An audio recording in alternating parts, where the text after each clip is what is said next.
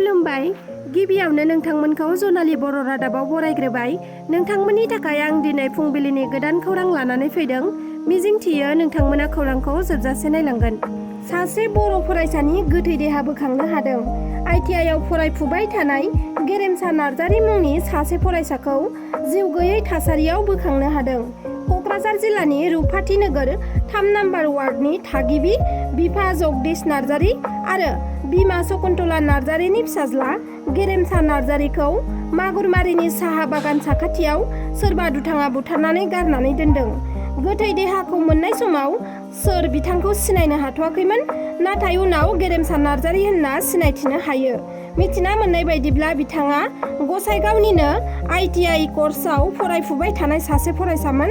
न'खरनि सुबुंफोरा फोरमायथिनाय बायदिब्ला कलेज बन्द मोननायखाय लोगोफोरनाव थांलाय फैलाय खालामोमोन आरो लोगोफोरनाव थांनाया सानथामसिम जाबायमोन। गेरेमसा नार्जारीया सानथामनि उनाव न'खरनि सुबुङा बिथांखौ न'सिम फैफिनिलाय जेबो खौरां गैयैयाव नागिरदोंमोन, नाथाय मैया गेरेमसा नार्जारीनि गोथै देहाखौसो बोखांनो हायो। गेरेमसाखौ लोगोफोरानो बुथारनायनि सन्देह खालामदों न'खरनि सुबुंफोरा, मानोना गेरेमसानि उनथिंजायनि खर'आ गुरुबनायमोन आरो खाफालावबो बुनायनि सिन दङ। बिनि अनगायैबो गोदोनायाबो सेथायनायनि दाग आरो उदैयावबो उथुमै खाथियाव सुनायनि दाग दं होनना गामिनि सासे सोद्रोमाया बुंथियो। बेबादि दाग थानायखौ नायोब्ला बिथांनिनो सोरबा लोगोआनो बिखौ बुथारदों होनना बिथाङा बुंथियो आरो न'खरजों लोगोसे क'क्राझार जिल्ला एबसुआबो गेरेमसा नार्जारीखौ बुथारग्रा दायनिगिरिफोरखौ 24 घन्टानि गेजेरावनो हमनानै फासिनि साजा होनो थाखाय गोख्रों दाबि दैखांदों पुलिस प्रशासननिसिम। मिथिना मोननाय बायदिब्ला गेरेमसानि गोथै देहाखौ दायो न'आव लाबोनाय जाथ'वाखै, क'क्राझारनि पुलिस थानायावनो दं होनना मिथिना मोनदों। खौरांनिफ्राय मिथिना मोनबावनाय बायदिब्ला गेरेमसानि गंसे मबाइल फन आरो गंसे स्कुटियाबो गोमाना दं होनना मिथिना मोनदों। जरहाटआव ग्रेनेड बेरफ्रुनायनि गाहाय दायनिगिरिखौ पुलिसा एरेस्ट खालामनायजों लोगोसे बे बेरफ्रुहोनायाव लांग्रा बाइकखौबो पुलिसा जब्द खालामबाय। जरहाटनि लिसुबारियाव थानाय आर्मि केम्प साखाथियाव ग्रेनेड बेरफ्रुनाय जाथायनि गाहाय दायनिगिरि महरै पुलिसा तिताबरनि बिराज कसारी आरो आयुष गगैखौ एरेस्ट खालामदों। 5,000 रां होनानै बिथां सानैखौ ग्रेनेड बेरफ्रुहोनो थाखाय बिथोन होदोंमोन आलफा उदाङा। मख'नो गोनांदि रायजोनि माखासे खामानि गैजायै लाइमोनफोरखौ गुबुन गुबुन बिजोंनि गेजेरजों आलफा उदाङा टारगेट खालामदों आरो आफादनि खामानि मावहोदों। पुलिसनि गोख्रों सोंनाय फिन्नाय लानायनि गेजेरजों मिथिना मोननाय बायदिब्ला आलफा उदाङा भिडिअ कलनि जोहै लाइमोनफोरनो फोरोंथाय होनानै 5,000 रां होनानै ग्रेनेड खुबैनाय खामानियाव बाहायदोंमोन। मिथिना मोनबावनाय बायदिब्ला लाइमोन सानैया आलफा उदांनि दैदेनगिरि कनक गगৈ एबा लाखुमानाय मुं आइसें अशकजों कन्टेक्ट खालामनानै बिसोर सानैबो आलफा उदाङाव जयेन खालामनो नागिरदोंमोन। बिनि सिगां बिथांमोनखौ आलफा उदाङा ग्रेनेड खुबैनाय खामानियाव बाहायदोंमोन। बिसोरनि अनगायैबो आलफानि सन्देहआव हमजानायनि उनाव पुलिसनि उदखारजों सहायनो हायैयाव गावखौनो फोथैनानै लानाय दीपांकर गगैयाबो आइसें अशकजों मोजां सोमोन्दो थानाया सोराङाव फैदों। दीपांकरनिफ्रायनो पुलिसा बिराज आरो आयुषखौ हमनो हादोंमोन। रिपर्ट बायदिब्ला बिराज आरो आयुषआ ग्रेनेड खुबैनो थाखाय जरहाटनि 4 जायगा फारियै CRPF केम्प, एयारफोर्स, पेरा स्पेसियेल फोर्सनि केम्प आरो लिसुबारि आर्मि केम्पखौ टारगेट खालामदोंमोन।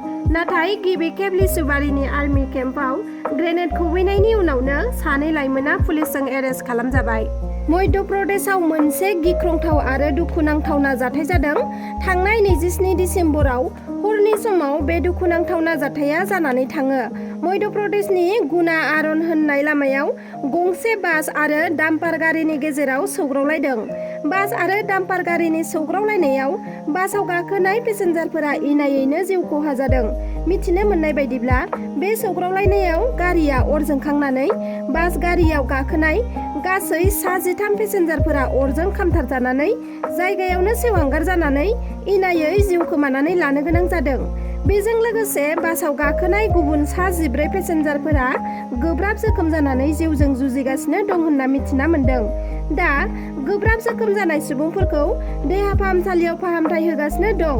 दा बे जाथायखौ लानानै मध्य प्रदेशनि गिबि मन्त्रि मोहन यादव बिथाङा जाथायनि सायाव दुखु मोननाय फोरमायथिदों आरो गोब्राब जोखोम जानाय सुबुंफोरखौ मोजाङै फाहामथाय होनो बिथोन होनायजों लोगोसे बे गिख्रंथाव आरो दुखुनांथावना जाथायनि सायाव मोजाङै नायबिजिरनो थाखाय बिथोन होबावदों। जों बयबो बाजार गलाफोरनिफ्राय फान्थाव बिलाथि बायनानै लाबोना जाफैयो नङासै? नाथाय साबधान जादो, बाजाराव एबा गलाफोराव फाननाय गोमोन गोमोन नोंथां बायनाय बेलाथियानो नोंथांनि न'खरनि सोद्रोमाफोरखौ खैफोदाव खोख्लैनो हागौ। बाजाराव फाननाय बेलाथि गोमोन गोमोन फिथाइफोरखौ जों बयबो बिफाङावनो मोनखानाय फ्रेस बेलाथि सानो नङासै? नाथाय गला बाजाराव बेफारिफोर फानथिंलाबायनाय बेलाथि फिथाइफोरखौ बिफाङाव मोननाय दासान। बेफोरो फिथाइफोरा रासायनिक केमिकेल बाहायनानैसो बाजार गलाफोराव फानो। गोथां बेलाथि फिथाइफोरखौनो दुब्लि फोथारनिफ्राय खाना लाबोना केमिकेल एबा मुलि सारनानैसो हरसेयावनो गोमोन जाहोना बेफारिफोरा बाजाराव फानथिङो। बेबायदि खालामनाय जाथाया सोराङाव फैदों।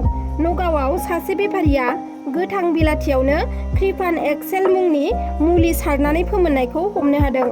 मिथिना मोननाय बायदिब्ला क्रिपान एक्सेल इटारियेल एन्ड कार्बाइड मुंनि रासायनिक मुलिखौ गोथां बिलाथियाव सारनानै होनाय जायो आरो बे मुलिखौ सारोब्लानो गोथां गोथां बेलाथिया 24 घन्टानि गेजेरावनो गोजा गोजा गोमोन जाबोयो आरो बेबादि खालामनानैसो हाथाय बाजाराव फालांगिरिफोरा फानथिङो। बेबादि बेलाथिखौनो मोनजाफ्लाङोब्ला लासै लासै सुबुंनि देहाया बायदि बायदि बेराम जायो, जेरै गेस्ट्रिक जानाय, मोदोम बुनाय, केन्सार बायदि बेराम, उन्दुनो ओंखारै, आथिं आखाइ थर गैयै जानाय बायदि बायदि गिदिर गिदिर बेरामफोरा सुबुंनि देहायाव जायो आरो रासायनिक चाइनिज कार्बाइड पाउडारखौ बाहायनायनि जाहोनावनो सुबुंनि बेराम आजारफोरा बांनायनिफ्राय बांलांबाय होनना डक्टरा फोरमायथिदों। बेल' नङा, बाजाराव मोननाय गासै मैगं थाइगंफोरानो केमिकेल बाहायनानैसो फाननाय जाजोबलांबाय, जायखौ जानानै सुबुं माहारिया गिदिर गिदिर बेरामजों भुगिनो गोनां जादों आरो खायसेया जिउबो जोबदों। बेनिखायनो नोंथांमोना बेफारिफोरनिफ्राय मैगं थाइगं फिथाइ सामथाइ बायनानै जानायाव साबधान जादो। क'क्राझार जिल्ला खुंथायनि बानजायनायाव जिल्ला खोलोबनि खेल महरन खुंदों।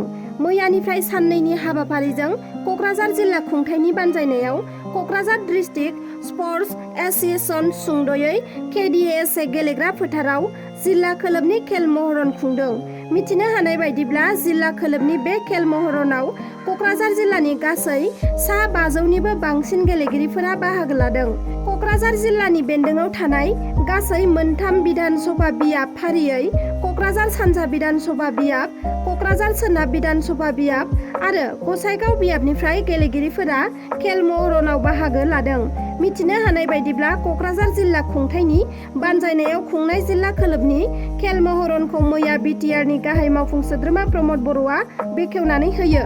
बेजों लोगोसे रायजो नाङै खेल महरन खुंनानै जाखांफुनाय लाइमोन गेलेगिरिफोरखौ थुलुंगाखांहोनायनि थाखाय प्रमद बर' बिथाङा आसाम सरकारखौ साबायखर बावो। दिनैनि खौराङा बेखिनियानोमोन। नोंथांमोना आंनि खौरांखौ नायजोबलांनायनि थाखाय रोजा रोजा साबायखर थाबाय आरो नोंथांमोना जुदि आंनि चेनेलखौ साबस्क्राइब खालामाखैब्ला अन्नानै लाइक, शेयार, साबस्क्राइब आरो कमेन्ट खालामनानै होदो। एसेनोसै, गोजोन्थों।